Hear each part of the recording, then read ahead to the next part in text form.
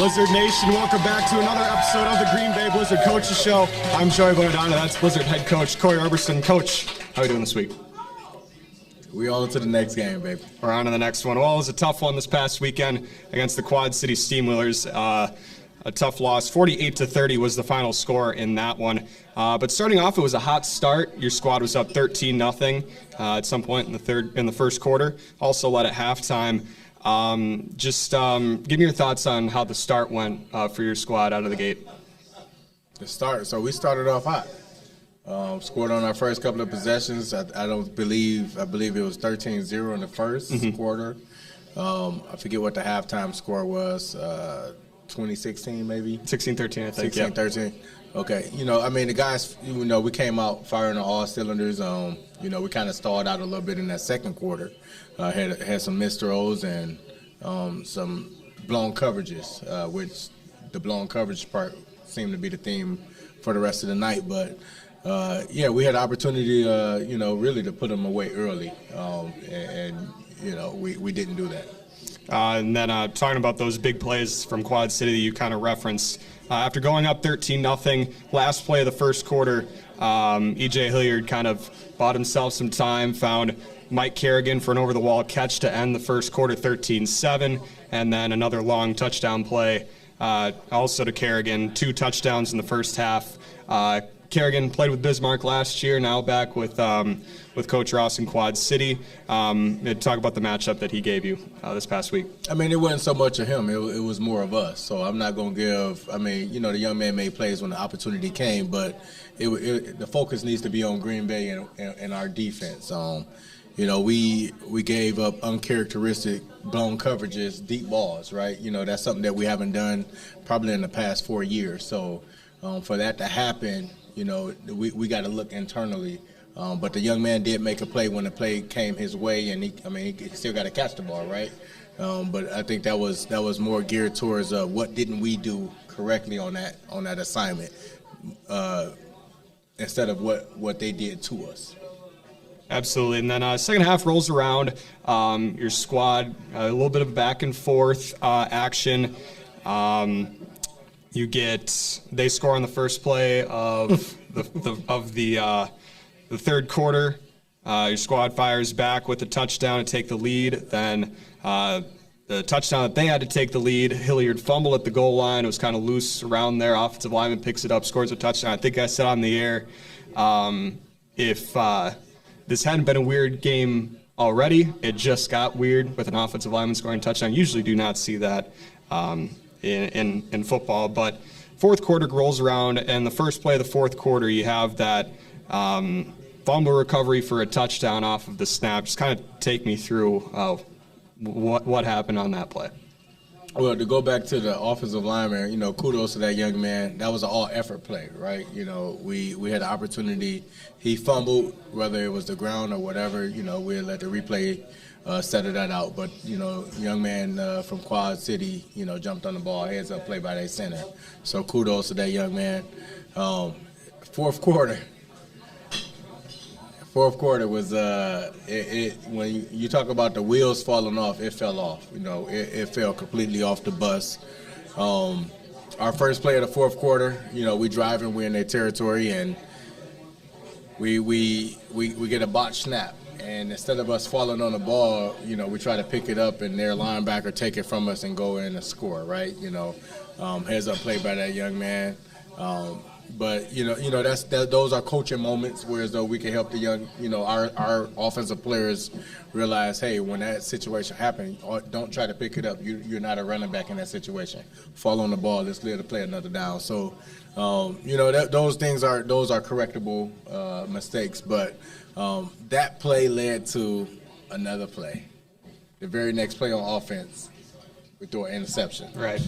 And then that trickled down to another blown coverage on the defense. And then something else, and then something else. So with a young team with 19, 20 new players, it's we too late in the year to have those things happen. So I'm going to call it what it is. And, my players know that, I don't sugarcoat anything. And I let them know how I felt, about that performance. And, we on to Iowa now. Well, some bright spots. Player of the game this week, Shaq Currington. Came in, played running back this week. He did also in the Frisco game, but played running back this week. Led the team in rushing and receiving this week. 8 carries, 25 yards, and 1 touchdown. And then 6 receptions, 55 yards, and 1 touchdown. Shaq has played in this league for a couple of years now. Just tell me about what he's added to this squad. I know we've talked about the receivers. It seems like almost every one of them that's on the squad this season, but tell me what Shaq's brought to the team this season. His versatility, for sure, right? Being able to play receiver and running back, not knowing that was what he was going to be asked to do coming into the season. He stepped up to the role. Kudos to that young man to step up to the plate and show up and show out, right? Being asked to do something that you're not normally doing, and that's blocking, right? He has to block that blitzing linebacker, who's more than likely, that's something not in his repertoire, right? Something that he's used to, but he stepped up to the plate, and he's been exceptional. I believe that package that we have with him at running back, and hopefully Iowa's watching it so they can be like, oh yeah, they're going to play the receiver at running back, right? But hopefully that package, that put a lot of pressure on teams, and it's shown. I mean, they put pressure on Bismarck the week before. It's also put pressure on Frisco when we played Frisco. So, that's something that we've grown as an offense as well, is going into that 4 receiver package. So, but Shaq as an overall, his parents was in town, which is great. He's from Carolina, North Carolina, so to have him in town and the performance that he had was good for that young man. And then we'll also touch on, there's a big play in the third quarter. Dajour Nesbeth, who we have here, we'll talk with him in a little bit, but Dajour made another big play, a leaping, tipped interception to himself, got a good return off of it, brought it back to about midfield. We talked about it last week, too. Since coming off of IR, Dajour has kind of been made some big plays defensively. Just talk about what he's added to this defense since coming back. Yeah, I mean, I don't like to compare players, and comparison is a thief of all joy. But when you look at a rookie like Dajour and who's coming to his own, especially in the defensive back in our secondary, you have to look at the Bakari Triggs, the Mamadou Mbais, right? 2 guys that were rookies their first year, and they stepped into that leadership role and that playmaking ability role, and you got to put Dajour in that category as well. He stepped up to the plate. He's came into his own.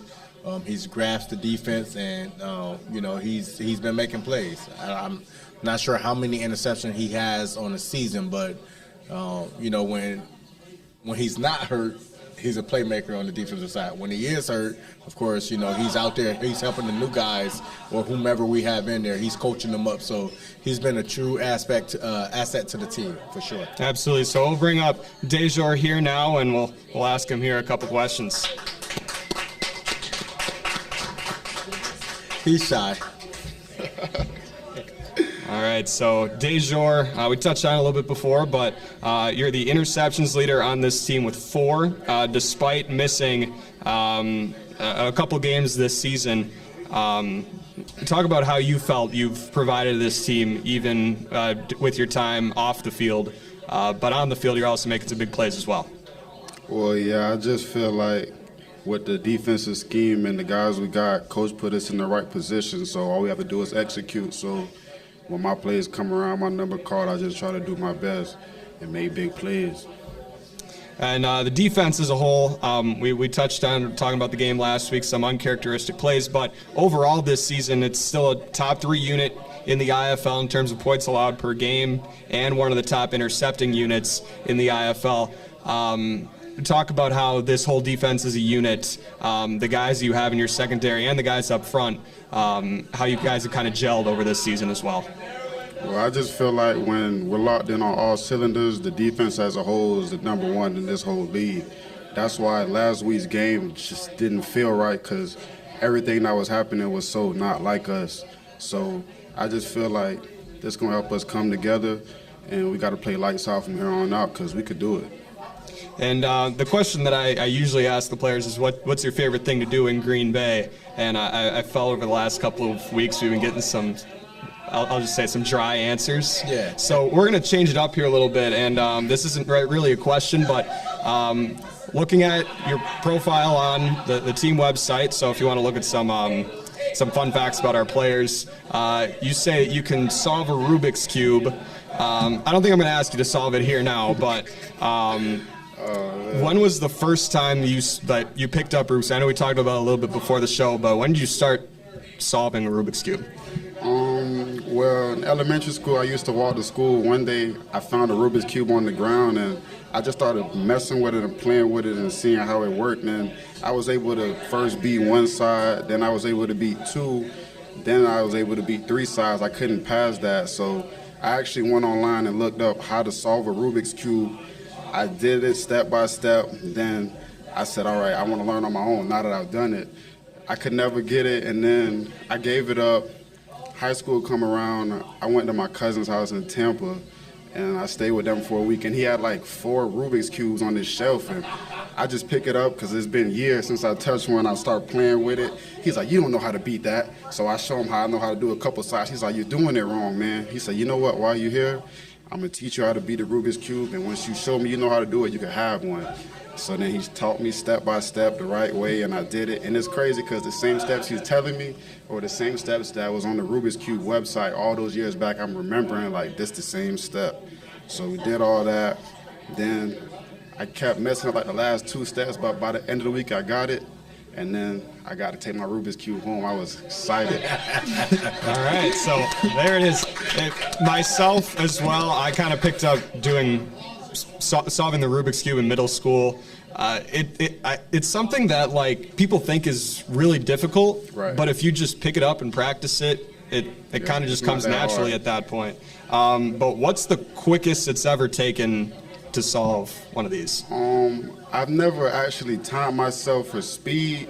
I used to try to like do it off a song, so like I'd say if I could get it in under 1 song. But one of my teammates recently challenged me like 2 days ago. He was like, you can't do it in under 3 minutes. So he's counting, he's like 1, 2, 3, and I did it like in 1:15. And I messed up, so I think I could beat faster than that. So. I kind of feel, yeah, that's, usually I'm like under 1:30, so time goes by a lot quicker. Like you feel like it's going by, but right. In reality you look at the time like, that took me like literally like a minute to do. So right. Yeah, so that's pretty cool. And yeah, thanks for coming on, Dajour, and good luck this week. Thank you all for having me, man. Appreciate you.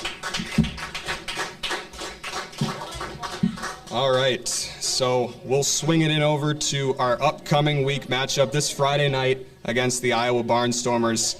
This is a squad you've already played this season, and this is an important one as well. Obviously, in terms of playoff implications, getting tiebreakers and whatnot. But the last time you played this squad, it was out in Des Moines, 36-18 loss. A lot has changed since that game, of course, and that was the first time that Jack Sheehan got a chance to play in a game. After that, he's been starting since then. Talk about how your squad's changed since that last game.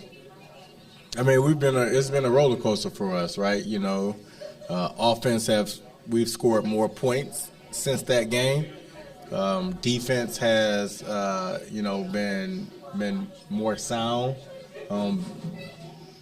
before this last game.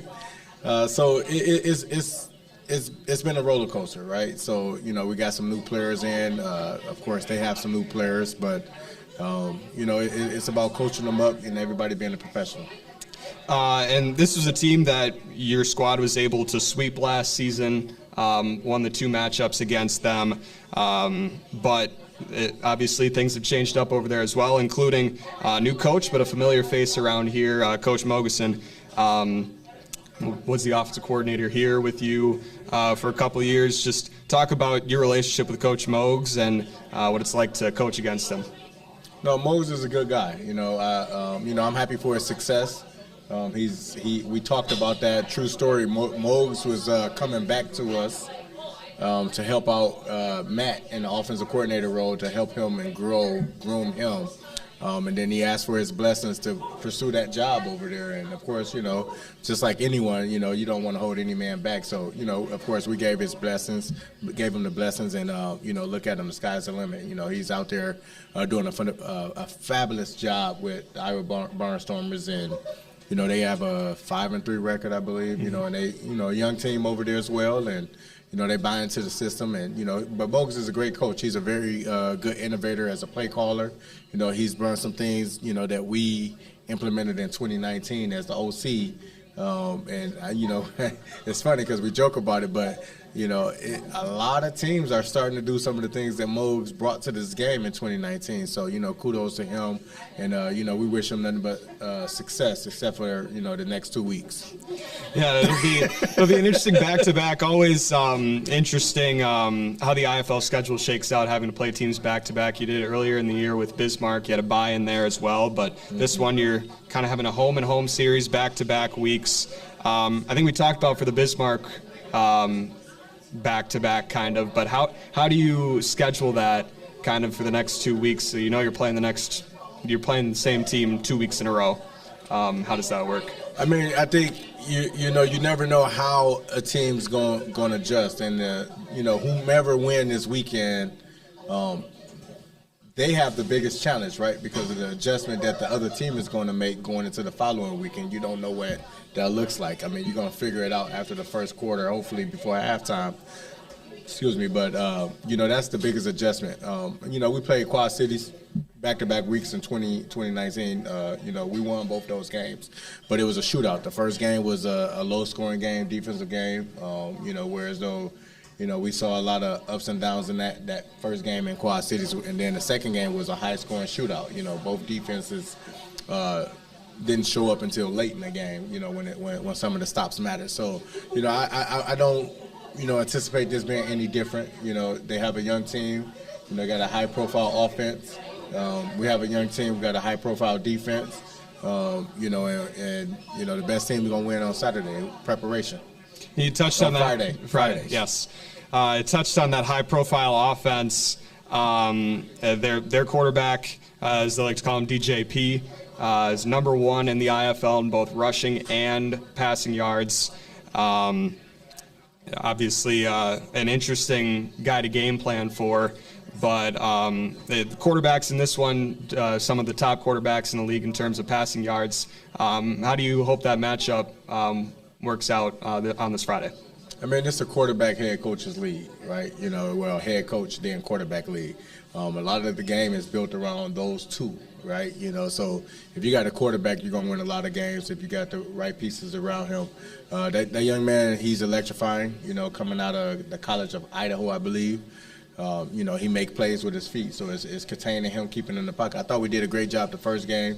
They scored, late in the game to pull it open to make that 33-18. But, it's really, our focus, it's not about Iowa. It's about us.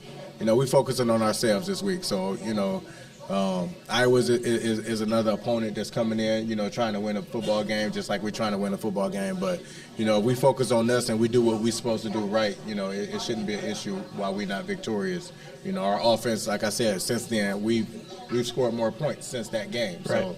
So I'm not gonna focus on Iowa and what Iowa can do. We're gonna focus on us and how we're gonna correct the mistakes that we've been making and make sure that we're a sound football team. Absolutely. Well, might segue into my human interest question. What's your biggest pet peeve? Oh man, I got a lot of them. Woo.